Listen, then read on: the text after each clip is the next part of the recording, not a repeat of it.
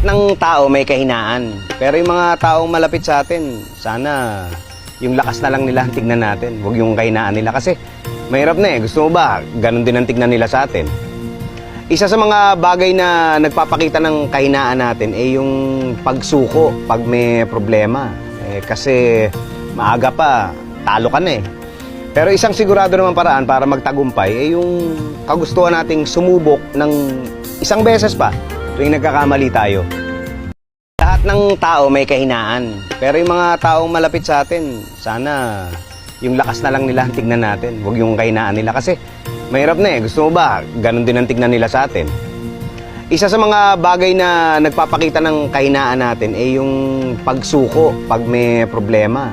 Kasi maaga pa, talo ka na eh. Pero isang sigurado naman paraan para magtagumpay ay yung kagustuhan nating sumubok ng isang beses pa tuwing nagkakamali tayo.